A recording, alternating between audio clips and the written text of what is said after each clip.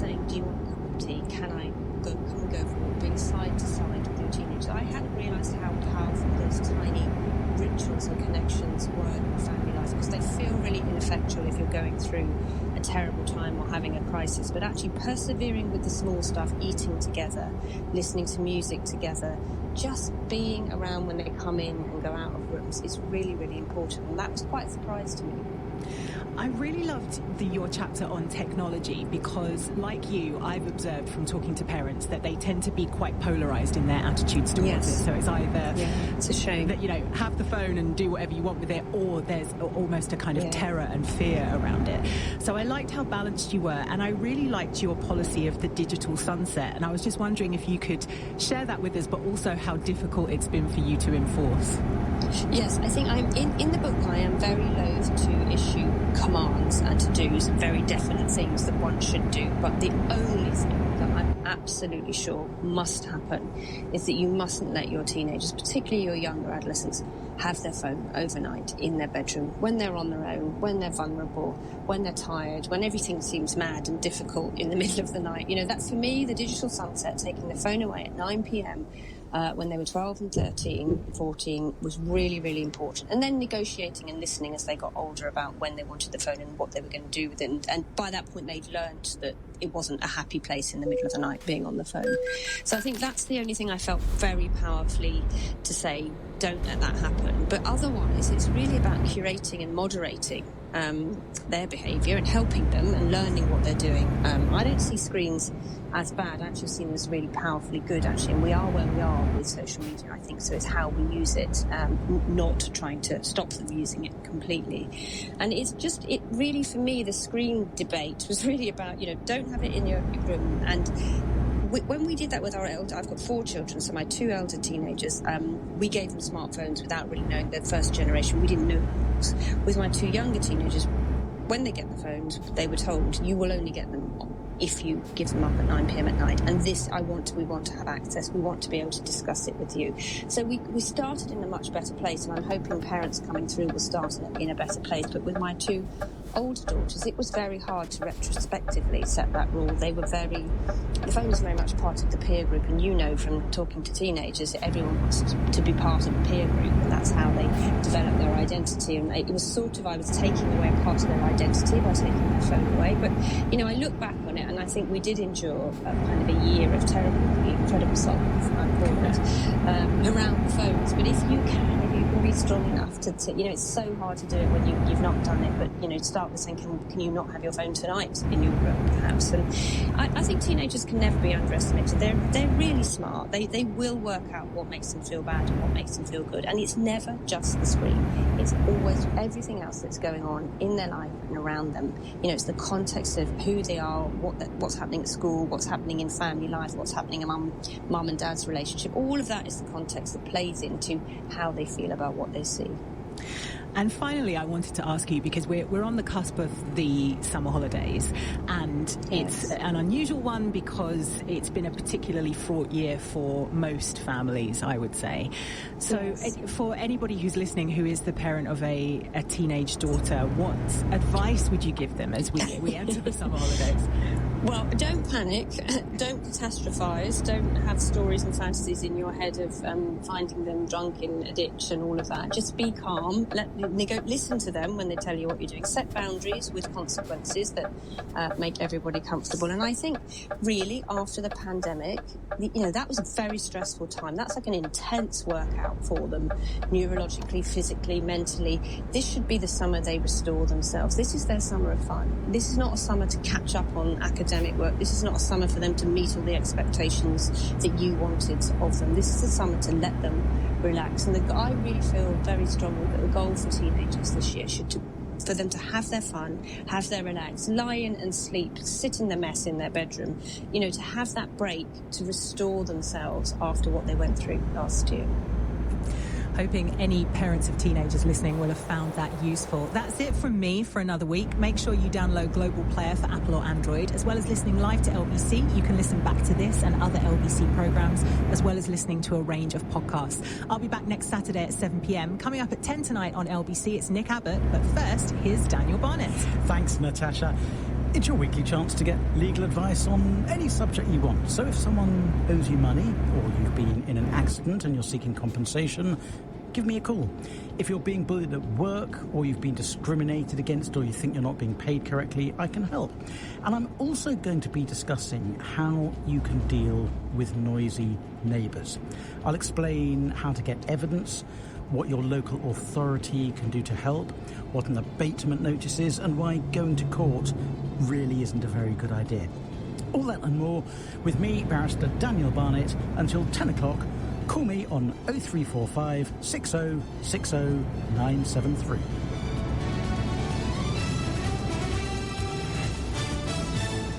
On your radio, on Global Player, and Play LBC. leading Britain's conversation. This is LBC. From Global's newsroom at 9 o'clock, there are concerns there could be wider implications for Downing Street after the health secretary tested positive for coronavirus. It's believed Sajid Javid was with the Prime Minister yesterday, just hours before feeling unwell. I was feeling a bit groggy last night, so I took a lateral flow test this morning and it's come out positive. So I'm now self-isolating at home with my family until I get the results of a PCR test. I'm grateful that I've had 2 jabs of the vaccine, and so far my symptoms are very mild. Mr. Jafford is urging everyone who hasn't yet had their vaccine to come forward to protect their loved ones.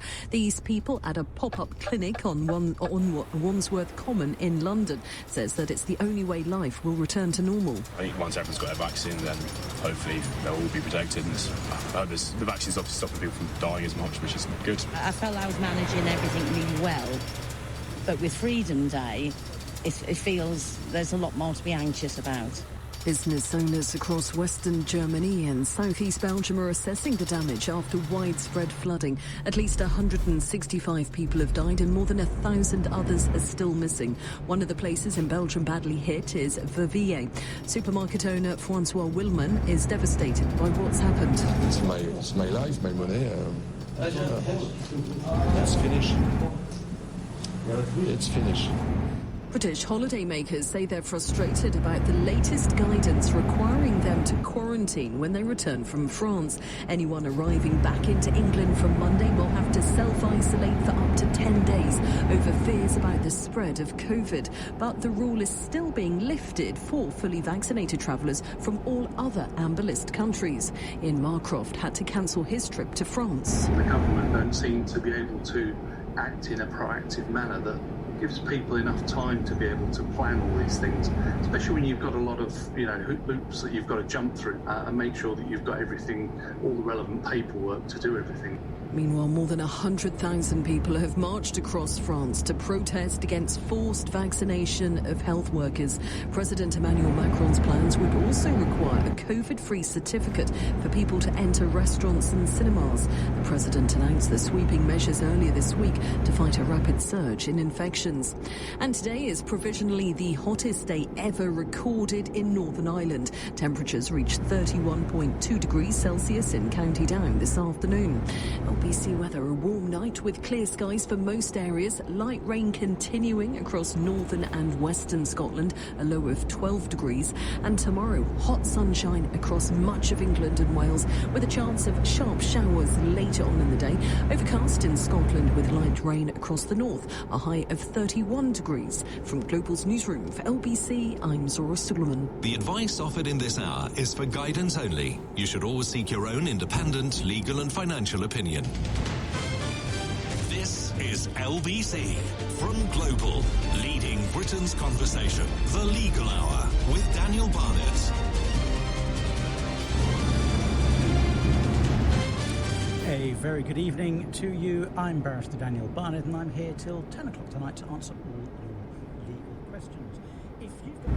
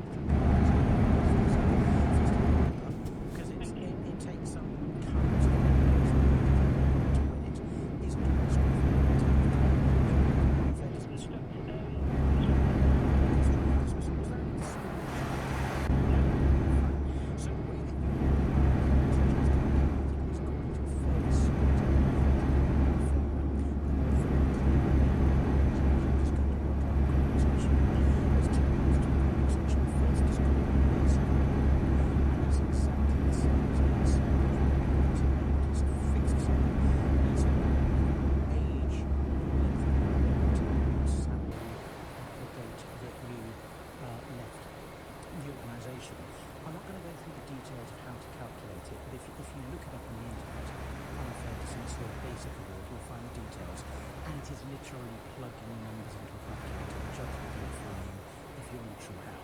But did they have to make an offer? You suggested that they make an offer for total remedy days. They may, but let me come back to that in a second. The second aspect of your compensation is for loss of earnings. So if you were out of work for a year and then found a new job and you were earning £25,000 a year, you must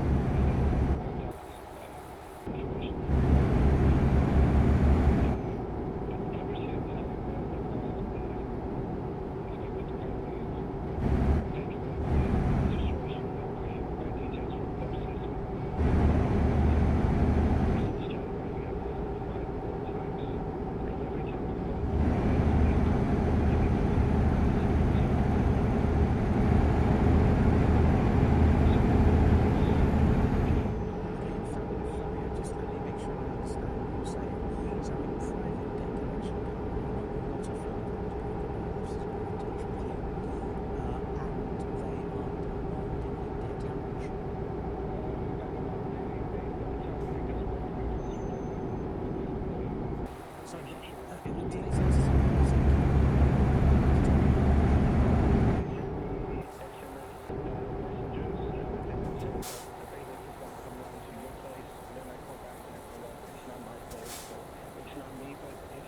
it's a different, if they haven't got your correct address, don't worry about it. Because if they don't know your address, they can't put anything on your credit file because they need your address.